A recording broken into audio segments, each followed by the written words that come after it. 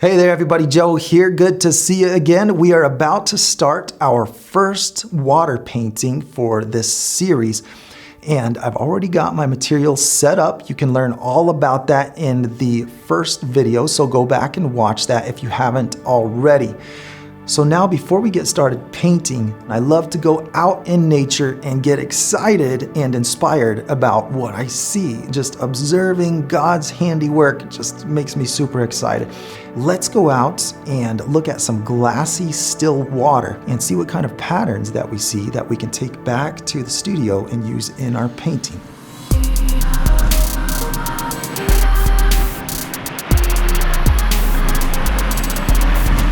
We're out here on Lake Mary, and I'm just waiting for the water to get calm as the sun is going down here.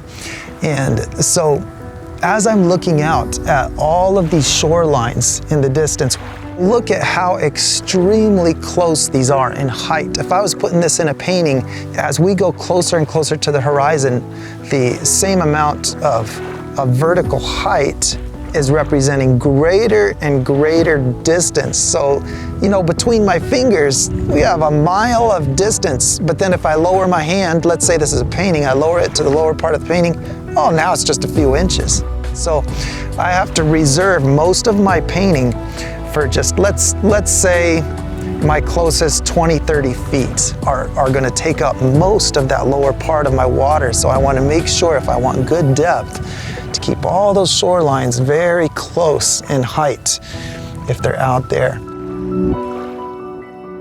And you can see that so clearly on this bank right here. Look at that nice curve right here along these rocks.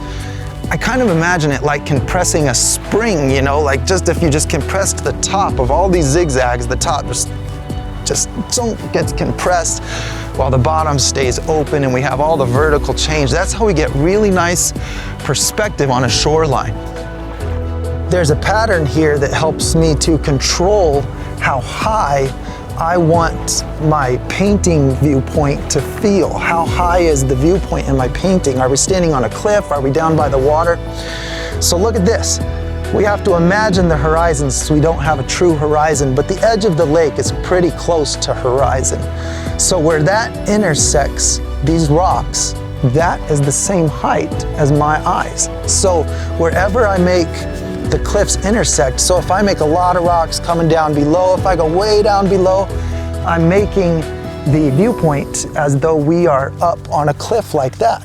So I could say, if I just snapped a photo real quick of this scene right here, I would say, oh, I know they snapped the photo from about 4 or 5 feet up above the water, because I can see on those rocks that the horizon is intersecting at about 4 or 5 feet up that slope. We are ready to put together a landscape. I'm going to start with my gradient sky. So here is the pink.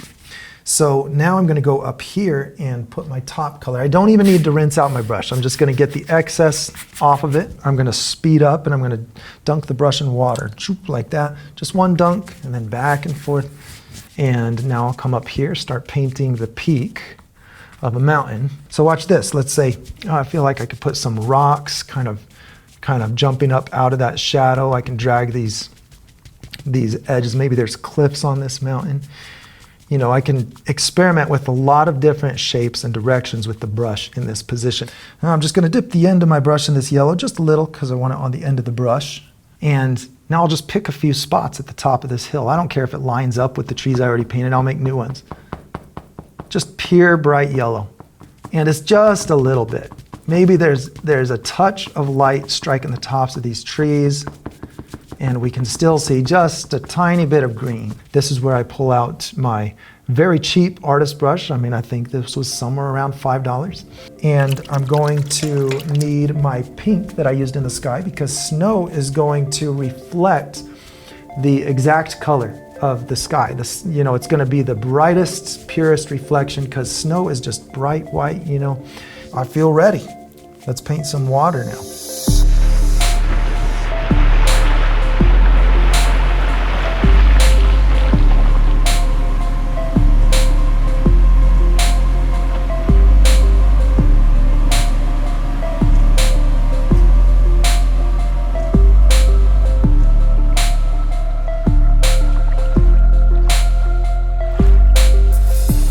So when you look out at these rocks coming down, you can see the upside down image of the bank.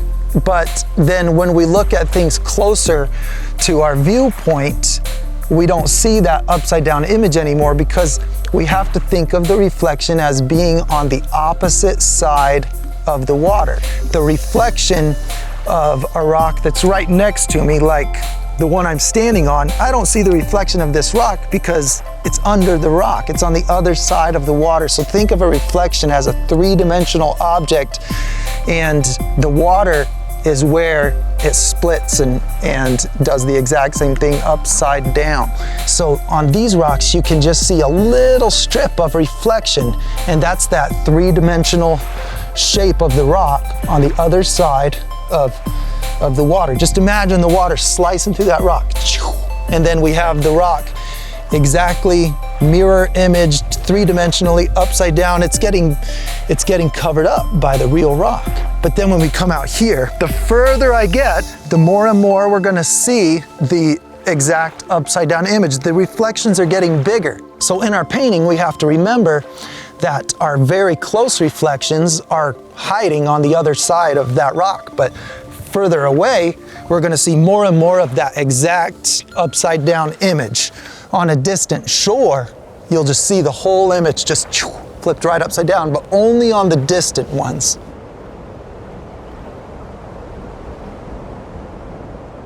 Now I want to reproduce my environment on the water upside down. Let's imagine where the horizon is. Let's go like this. Make the mirror image of this right about there. I don't have to be so exact. This is the boundary that I really don't need to put the sky colors in, because that's going to be the reflection of this foresty hill. So back here, all of these reflections, they're just going to be the upside down image, as if I folded it on the line that would be the horizon. Just fold it down. I've got it upside down. So I'm going to put this bump down here somewhere. I'm going to put this bump down here somewhere. And I'm trying to just estimate the distance, equal distance from that horizon. This crosses the horizon and then goes this far below it. So I know that I'm looking down at this. The reason that matters is because my perspective will look a lot more natural if I understand that since I'm looking down at this, the reflection is going to be slightly shorter, slightly more squished. This is just such a beautiful example here of this gradient that we have. The more we look parallel to the water, the more we see the color of what's being reflected. So we have that sky color out there, and look at it just turning more and more the underwater color, which is brown, until we actually see the brown rocks and mud real vividly here in the shallow water. So the more you are looking parallel to the surface, the truer the colors of the reflection to the source that they come from. They become almost exactly the same when you look way out there across the glassy surface.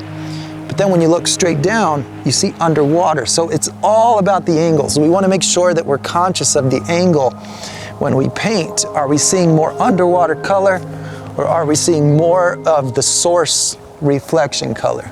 So here's my sky color right up in here. This is what's going to be reflecting off of this part of the water.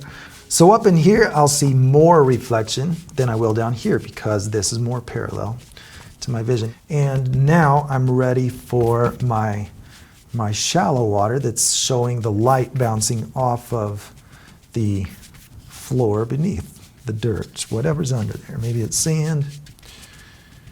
I don't know. And look at these horizontal lines. Isn't that fun? So this pink is not nearly as vivid now as it is up in the sky, because it has a large percentage of my deeper water, or whatever, the underwater, mixed with it. And that's a good thing. That's exactly what I want to see. Let's put my last little touches on here, and we are ready to start putting the reflections of the objects, the mountains and the hills in here. We're going to paint our mountain upside down. We started with this color that was just the maroon and white, and so I'm just going to try to duplicate a similar shape that I had. So we've got the peak right about here. The only thing I need to do different is start gradually adding in my underwater color the further down I get. So I want deep water where that reflection is. So I'm taking this color, I'm adding it right in there. No big deal. I'm going to go across this and follow the same shape that I just defined, and maybe to help me out, I'll redip my brush in this mountain color and just get right up here to the edge, and I'm painting my mountain, painting my upside down mountain. I just love doing it this way because it's just thinking through it logically. What do we have there? Oh, okay, this is the shallow water. Let's put shallow water color. Right here, maybe we've got shallow water where that dirt goes out from this little drop off. So if I throw a rock in this water, we're going to be able to watch that ripple go out, and then we're going to see that ripple start to show the reflection of these higher objects, the trees, the rocks.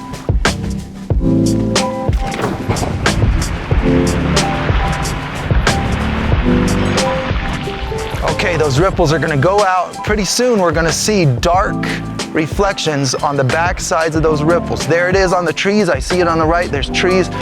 Oh, now I see it on the rocks. The rocks are starting to break apart where the angles of the ripples are showing rock, sky, and you see the reflection coming all the way down. It's because there's a million little ripples that are all grabbing that reflection from lower and lower or closer and closer in the picture. Now, if I want to put ripples in my otherwise glassy water, then all I have to do is remember that the reflection is all about the angle. The ripples change the angle. So every time a wave tips toward this rock, we have the reflection of the rock. And then it tips toward me, and then we have the reflection of the sky. Then it tips toward the rock, we have the reflection of the rock. So you see, all we need to create a ripple is to put the reflection of the object that is beyond it. And then we have that ripple very easily. So I can use that in my paintings, just understanding, okay, you know, really our perception of the surface of water is entirely based on the image that's bouncing off of it, that reflection that's coming off of it. So we just put that rock, da, da, da, da, and those ripples, we just create them just like that with the underwater color. Here on the edge, if I want to just put little imperfections where the water's moving a little bit, you know, it tips at different angles, so different, you know, the reflection gets caught by different parts of the water. So I just zigzagged a tiny bit to create the impression of some not quite completely still water. And I can do that wherever I want to see a little bit of motion in the water. I can just add tiny bits of those squiggles. I can put a little bit down here, watch this, just a little stripe across there, as long as it's nice and horizontal. Now I want to add, if you said the deep water color, you are correct. All right, now for the foreground, let's put some pure black, which is not going to be pure black because my brush still has lots of these other lighter colors in it. You can see that I do that pretty frequently, just leave my brush dirty with the other colors because it ends up being something that I need to put in the mix anyway. Put this shoreline with steeper slopes to it so that it looks like we're looking down on it. You know what color I think will be good to highlight this? Let's use that color right there because this is kind of, you know, maybe brownish colored dirt. So I'm going to get just a little bit of brownish color in it by mixing that with the black. And I don't know, maybe there's some rocks in here. Let's make some little shapes. Now, I don't feel like I have to get super detailed in here. Let's just make some interesting shapes, like maybe some grass. So I'm going to get another brush. I'm going to use this one. I'm going to pull out my detail brush, and you can see how razor sharp that little point is. And so I'm going to use this to do my little details like this. I think it's going to work a lot better. Let's dunk it in the water. First, I like to work with wet bristles. You know, I don't want a dry brush. And let's see if this works better. Oh yeah, look at those sharp little shapes. I love that. Tiny little grass blades. And so I remember having lots of trouble with this when I first started, and just time behind the brush and controlling how close I am to the canvas is how I developed greater ability. So if you pull out your detail brush and you go like this and you get these beautiful skinny grass blades, congratulations, you are better and faster than I was. We can see right here really well that a dark reflection allows the underwater color to show, where our brighter reflections are interfering and replacing the underwater color with other colors, because color is light. So when we have a bright sky coming and reflecting off of this water, well, that covers up our underwater color, which is brown in this example.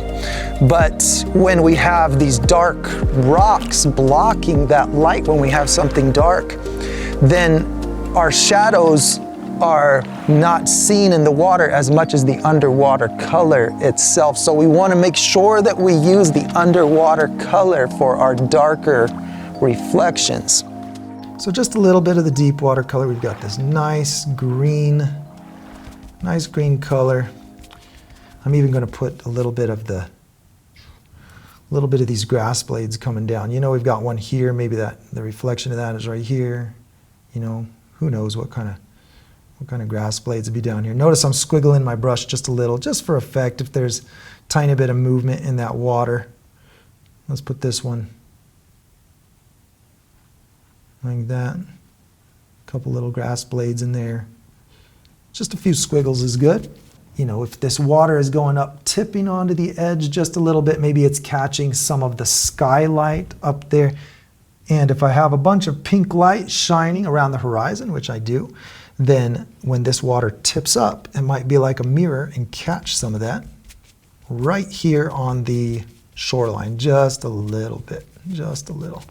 I want to put the snow in the reflection because this is a bit incomplete, having the reflection of this mountain without the snow.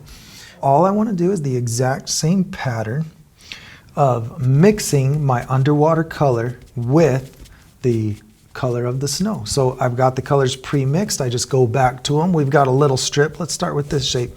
We've got a little strip coming right off the edge of that peak, and it kind of goes here somewhere.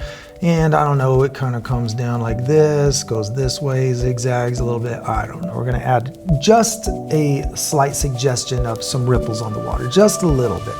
The reflection changes, so we get that rock wet. Now, if I hold it parallel to your vision, you'll see a lot of the sky reflecting off of it. And there's little bumps on the rock that are facing toward you, and those are more brown, like the rock, for this same reason that the whole rock is turning brown as I turn it toward you. So now you're seeing maybe just a tiny bit of reflection of perhaps yourself, maybe what's behind you, but mostly the underwater color, which is the rock itself. And so now if I tip it, we have sky. So imagine a ripple, front side of the ripple, back side of the ripple, front side of the ripple, back side of the ripple. We'll see the front side being the underwater color, or we'll see it being the sky and then the trees, the sky, the trees, the sky, the trees, depending on which way the angles are facing. And so I'm going to remix my mountain color. So we need atmosphere color right here, mixed with a little bit of my maroon sunlight color, sunlit mountain color, with a little bit of the underwater color. And you can chop up this water. It needs to be real clean, horizontal lines, but you can just come in here and put little stripes. Straight across, just little stripes, where this color is kind of bleeding its way into here. There's little shapes of it that just cut into this, and they cut the shape apart. They come right up in here, and we can have this effect of the beginnings of the distortion in the shape caused from ripples. And now, you know, this lake is on its way to not being as glassy. Now, let's do a little bit more with this foreground. I think it'd be fun to just put, since I don't love some of the spots on my mountain, I just want to create a distraction from that. So I'm going to put a rock right here. Maybe we'll put, you know, another little rock right here. Maybe another couple little rocks right in here. We got rocks on this lake. Right now, you can see the reflection of the rock, full size, just as it appears over the water. But as I lower this, the reflection is hiding on the other side of the rock. And look at the curved line. Because you're looking downward at this, we have this curve around here. And we can see that curved bottom representing our downward angle. If this was way out on the water like the distant rocks, this would just be a flat line because you're looking parallel to the water. So when we have this curve at the base of our rocks that we're painting, we might want to think about shortening the reflection because that reflection is hiding on the other side of the rock. If we measured this distance compared to the distance of the reflection under it, if there's no distortion on the water, it'll probably be a little bit shorter because this smile-shaped curve is cutting down, hiding some of that image that's under that surface. Now, right now they don't look so much like rocks. Let me just take a little bit of this same maroon and white mix that I did the top of the mountain with. It works good over here on this set of rocks, dirt, so I'm going to put it out on this one now. As they get closer to me, I can make them more roundish. You know, if we're looking more downward at the closer things, then I can make the base, this bottom edge of it, a little more roundish for the perspective. Now reflection. Put a little more. This water I want to be shallower, so I'm putting more of that shallow watercolor. Let's do it to this one. Put some reflection under that guy right there. All right, there we go. Now, how about some little highlights? Let's grab some of this pink, and just like we did down here, we'll go a little bit right there, a little bit right in there, maybe a little spot on top of the rock, a little bit right there, right there. Oh, that was too much on that one. You know, I like the dark, but it can't be too dark because if I make it real dark, then it flattens my painting, and you know, my foreground needs to be the darkest thing in order for that to look real believable. Like that. Now you can kind of hop out there. If you really want to get to the good fishing spot, you got to hop out there on those rocks. That's where you're going to catch the walleye. You know, they like being on the edge of those rocky cliffs, I know. Okay, I'm going to put a little fish jumping out there. And so I'm going to start with the splash, and I think a splash is going to be a lot of white water. White water is going to reflect a lot of the blue and pink sky. So where should we put this little guy? Where should we put him jumping? Let's put it right out in this area. A couple of dorsal fins on him. Let's put a couple of fins on the bottom side. Let's smooth out the belly. There we go. Oh man, look at that fish. That's so fun. Maybe we should go a little bit bigger. Maybe we should make a bigger fishy. Oh yeah, double fish jumped. Look at that.